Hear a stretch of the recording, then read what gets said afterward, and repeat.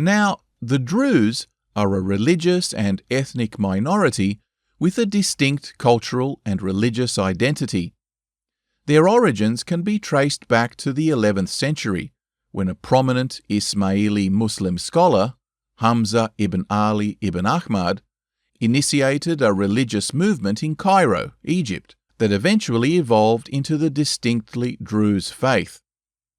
The word Druze is thought to derive from the name of one of their early preachers, Muhammad bin Ismail Nashtakin ad-Darazi.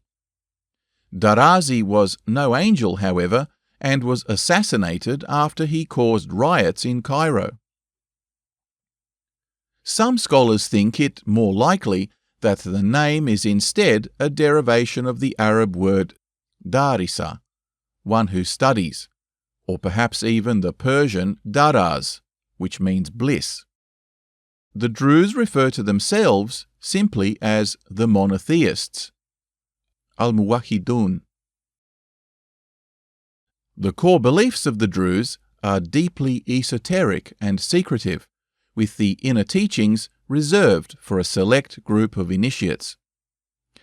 On the other hand, exoteric aspects of their faith include elements from Islam, Christianity, and other monotheistic religions, as well as ancient Greek Neoplatonism, Pythagoreanism, and even religions further afield, such as Zoroastrianism and Hindu Buddhism.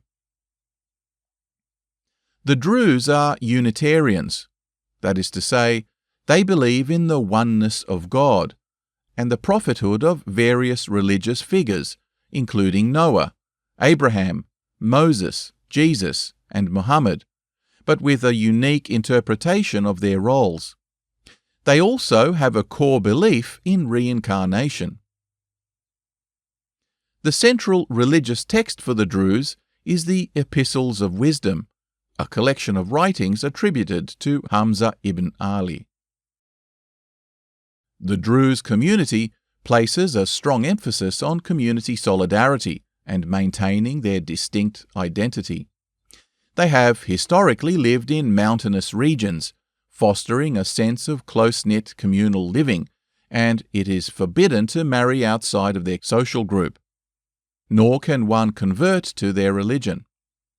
Despite their fierce independence, the Druze have always been a minority in the countries they are found, and strive to maintain peaceful relations with surrounding communities, particularly Christians and Jews. Perhaps because of their vulnerable position, today's population, numbering less than 1 million, they are known for their loyalty to the countries in which they reside, and their service in the armed forces of nations like Lebanon and Israel is notable, though they have often been the subject of persecution, particularly by fundamentalist Muslims. Under the Ottomans, they nevertheless managed to negotiate a significant degree of autonomy, particularly in the late 19th century, as Ottoman power began fading. But they were still viewed with suspicion by the authorities who feared them as much as they despised them,